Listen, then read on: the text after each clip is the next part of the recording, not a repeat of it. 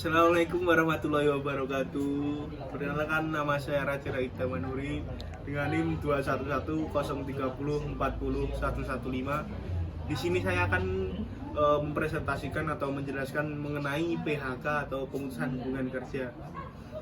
Oke, langsung saja ke pembahasan. Pengertian pemutusan hubungan kerja atau PHK.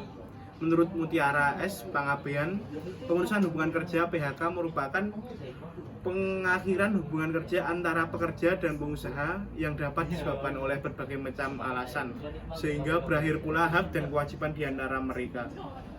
Menurut Sondang P. Siagian, pemutusan hubungan kerja adalah ketika ikatan formal antara organisasi selaku pemakai tenaga kerja dan karyawan terputus.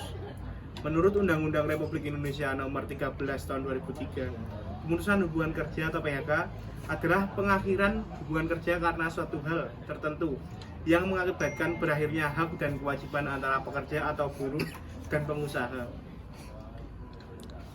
Berikut adalah pemutusan hubungan kerja. Aturan-aturannya. Pemutusan hubungan kerja itu didasarkan pada Peraturan Pemerintah Nomor 35 Tahun 2021. Aturan pertama berisi tentang alasan-alasan terlarang untuk melakukan pemutusan hubungan kerja. Aturan kedua berisi tentang alasan tertentu dilakukannya pemutusan hubungan kerja. Aturan dilarang dan diperbolehkannya PHK yaitu sebagai berikut. Aturan dilarangnya melakukan PHK kepada pekerja apabila yang pertama, berhalangan masuk karena sakit dan tidak lebih dari 12 bulan. Yang kedua, berhalangan kerja karena melakukan kewajiban negara. Yang ketiga, menjalankan ibadah. Yang keempat, menikah, hamil, melahirkan, keguguran, dan menyusui. Yang keempat, memiliki hubungan keluarga dengan pekerja dalam satu perusahaan. Yang kelima, menjadi anggota atau pengurus serikat buruh. Yang keenam, melakukan kegiatan pekerja berdasarkan ketentuan dalam perjanjian kerja. Yang ketujuh, mengadukan perusahaan perbuatan yang melakukan tindak kejahatan pada pihak berwajib. Yang ke-8, berbeda suku, ras, dan agama. Yang ke-9, sakit karena hubungan kerja yang menurut surat keterangan dokter yang jangka waktu penyembuhannya belum dapat dipastikan.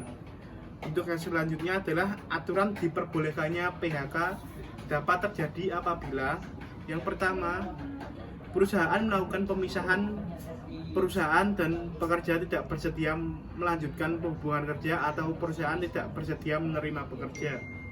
Yang kedua, perusahaan melakukan efisiensi karena terjadinya kerugian. Yang ketiga, perusahaan tutup karena terus rugi ataupun keadaan memaksa. Yang keempat, perusahaan dalam keadaan penundaan pembayaran utang. Yang kelima, perusahaan pailit. Yang keenam, adanya permohonan pemutusan kerja yang diajukan oleh pekerja. Yang ketujuh, pekerja melanggar perjanjian kerja dengan perusahaan. Yang kedelapan, pekerja memasuki masa pensiun. Yang kesembilan, pekerja meninggal dunia atau mati. Selanjutnya, prinsip-prinsip pemutusan hubungan kerja. Prinsip-prinsip dalam pemutusan hubungan kerja atau PHK antara lain sebagai berikut. Yang pertama, pekerja, pengusaha, dan pemerintah harus mengupayakan dengan segala cara menghindari pemutusan hubungan kerja.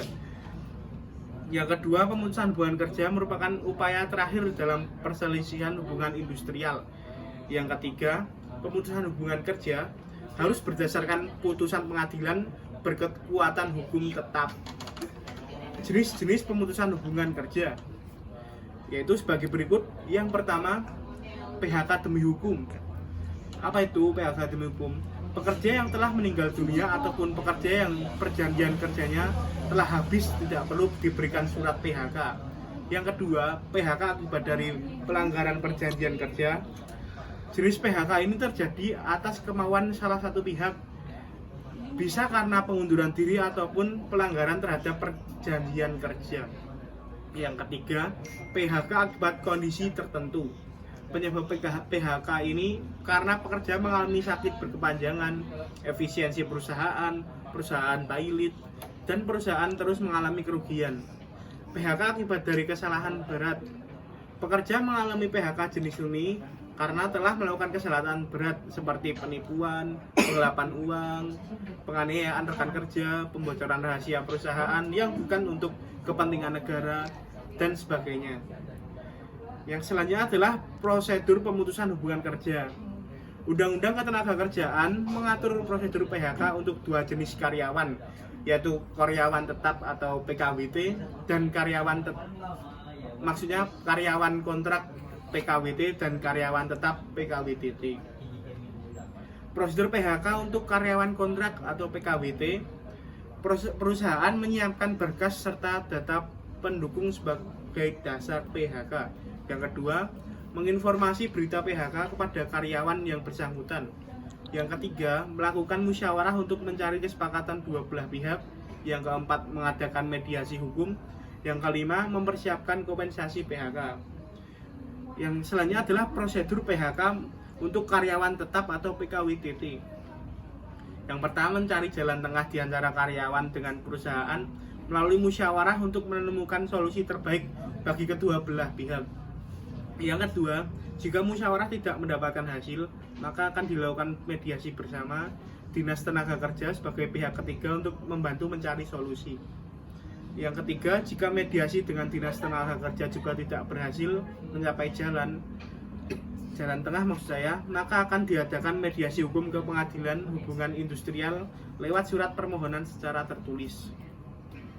Yang keempat, setelah persetujuan bipartit disetujui, yaitu perundingan hubungan industrial di antara pekerja dan perusahaan, maka dapat melakukan penandatanganan perjanjian bersama. Yang selanjutnya adalah prosedur terakhir adalah pemberian uang pesangon yang wajib diberikan setelah karyawan resmi terkena PHK sesuai aturan dalam Undang-Undang Ketenagakerjaan.